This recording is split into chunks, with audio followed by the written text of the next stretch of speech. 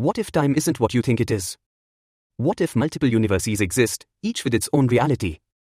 And how did everything, space, time, and life, begin in the first place? From time dilation to the multiverse, from creation to the ultimate mystery of existence, let's uncover it all. Welcome to VocabTales, where stories unlock knowledge.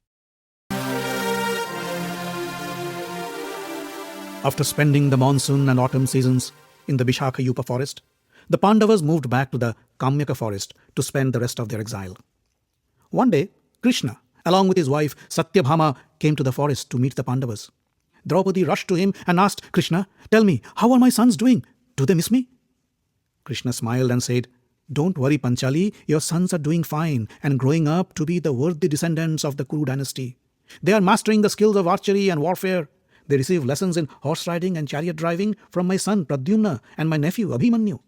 Your father, King Drupad, and your brother Drishtadyumna have invited them several times to stay with them in Panchala. But they preferred to stay with us in Dwarka. Subhadra is caring for them just as you'd have done and trying her best to fill your place in their hearts."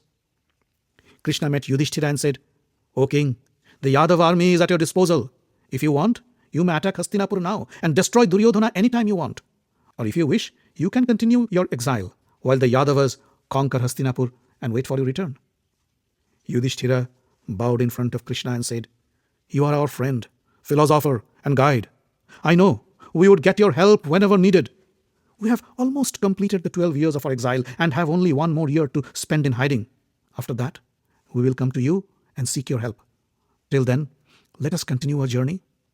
Krishna decided to spend some more time in the Kamyaka forest with the Pandavas and his best friend Arjuna.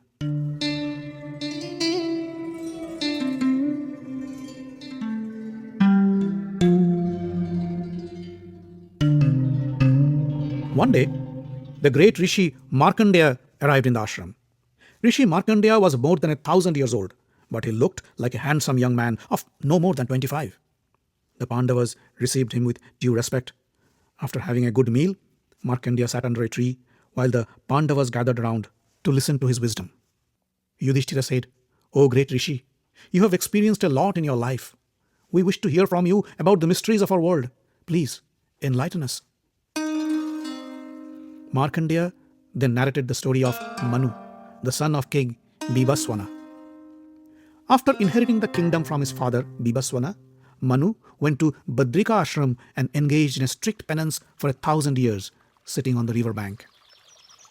One day, a small fish swam close to Manu and said, "Please save me from the big fishes in the river. They will eat me if they catch me." Manu felt pity on the fish. He gently picked up the fish and released him in a pot of water. He named the fish Matsya. Matsya began to grow larger and larger, and soon he outgrew the pot. Manu then released the fish in the lake. The fish kept on growing, and one day the lake was too small for him. Manu then released him in the river Ganges. Soon Matsya grew so large that the river also did not have enough space for him. He said to Manu, "Lord, I cannot move in this river. Take me to the ocean and release me there." Manu arranged to drag the mighty fish through the river Ganges towards the oceans. After a long journey, they arrived at the estuary of the river. Freed from the bounds of the river, the happy fish Matsya swam into the open seas. As Manu was about to leave, the giant fish swam back to Manu and said, "You have protected me all my life. Now it is my turn to pay you back. Listen to me carefully. A great flood will soon engulf the earth and submerge everything around you. Nothing can escape this disaster. Build a strong boat and a strong and long rope. Carry with you the seeds of life needed to repopulate the earth. Then, with the 7 rishis, board the ship and wait for me. When the time comes, I will come to save you." The fish bade goodbye and dove into the deep ocean. Manu knew that Matsya was no ordinary fish and took his advice with all due seriousness. He built a huge and strong boat. He wove a long and strong rope. Then, with the 7 rishis, he boarded the boat and waited for the great flood to strike.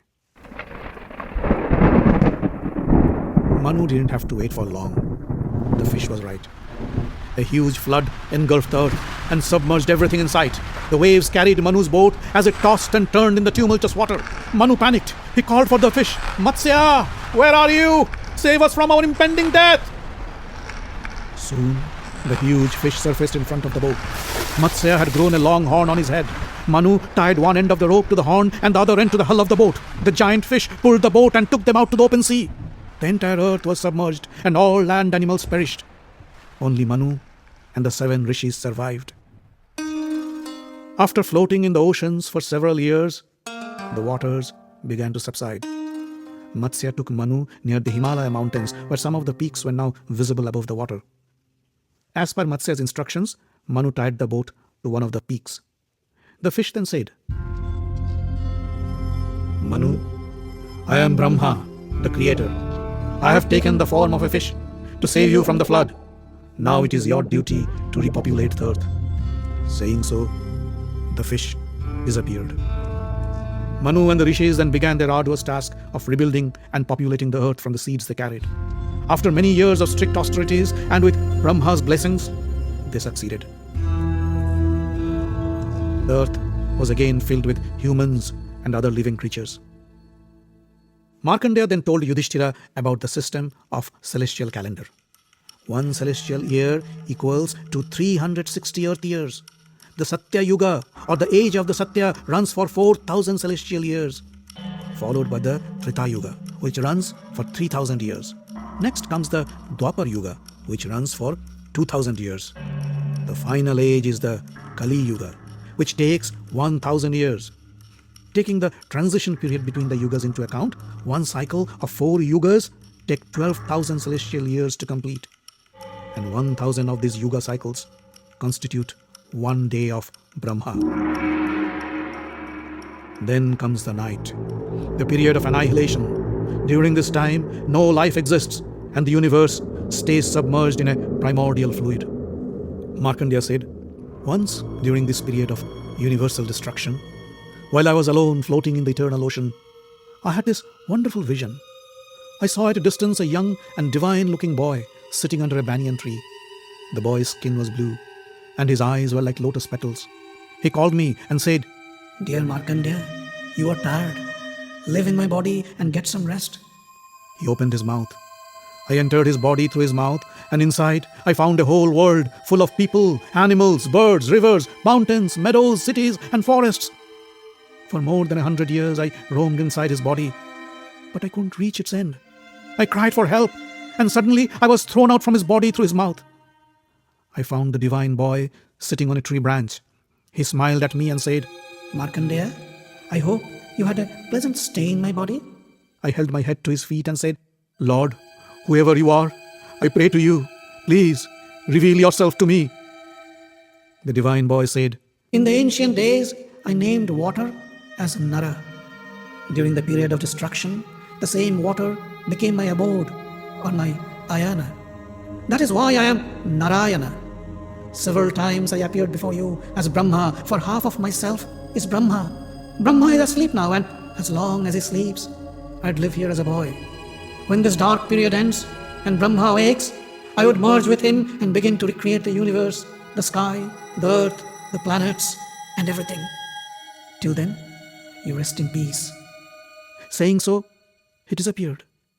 Markandeya paused for a while and then said, 'Yudhishthira, the divine boy whom I met during the time of universal destruction is none other than the man sitting next to you, your cousin, Lord Krishna. With his boon, I have an indestructible memory and I have the power to live as long as I wish. Take refuge in him and he will protect you forever.' Hearing Markandeya, the Pandavas bowed down to Krishna and paid him their respect. Yudhishthira asked Markandeya, 'Lord, tell us, how did King Kubalashva of Ikshashu dynasty got to be known as Dhundhumar?' Markandeya said, 'During the time of the great destruction, when the universe was only a great ocean of primordial fluid, Lord Vishnu lay in a deep slumber on the floating body of the great serpent, Anantanaga. From his navel grew a divine lotus, and on the lotus, Lord Brahma came to being. Lord Brahma sat on the lotus and was in a deep meditation when 2 fierce demons, Madhu and Kaitava, attacked him. Scared of the demons, Brahma shook the lotus stem to wake up the Lord. Vishnu opened his eyes, and with a smile he welcomed the demons, Madhu and Kaitava. The demons laughed at him and said, 'We are in a good mood today. Ask anything you want, and we will fulfill your wish.' Vishnu said, 'To protect my devotees, I wish to kill you. Please grant me my wish. Madhu and Kaitava said, Lord, we have always been virtuous. We never lie, and we have always been generous to the weak. We will grant your wish, but we have a request. Kill us in a place that is uncovered. In return, we wish to be your sons in our next life. The Lord said, so be it. I grant your wish. Lord Vishnu searched the heaven and earth for an uncovered place, but he couldn't find any. Then he removed the clothing of his thigh. With his Sudarshan chakra, he beheaded Madhu and Kaitava right on his exposed thigh.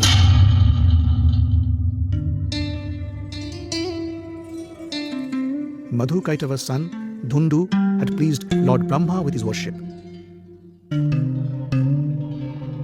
Brahma granted him a special power that made him indestructible by the gods, demons, yakshas and rakshasas. Dhundu stayed hidden under the desert sand and slept for most of the days. Once a year, when this huge demon would blow his nose from under the desert sand, it would cause earthquakes for weeks. The burst of dust and sand would cover the sun, and the earth would plunge into darkness. And when he woke up from his slumber, he would plunder the nearby hermitage of Rishi Utanka, killing his family members and disciples. Rishi Utanka prayed to Lord Vishnu and asked for help. Many years ago, pleased by Utanka's worship, Lord Vishnu wanted to give him a gift. Utanka refused to accept any, saying that he was happy to see his Lord. No other gift was necessary. Lord Vishnu then promised to help him whenever needed.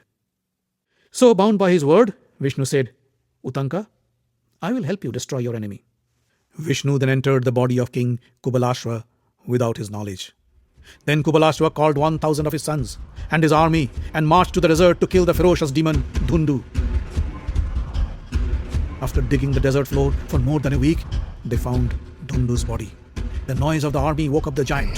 The angry demon let out a huge roar and hurled fireballs from his mouth toward Kubalashwa's sons. The fire scorched the 1,000 sons and killed them instantly. Kubalashwa used his yogic powers and extinguished Dhundu's fire. Then he pulled out his divine weapon, the Brahmastra, and fired it at Dhundu. The weapon struck the giant and blew up his body in a huge ball of fire. The world was freed from Dhundu's terror, and Utanka was relieved. Since then, King Kubalashwa came to be known as Dhundumar, the slayer of Dhundu.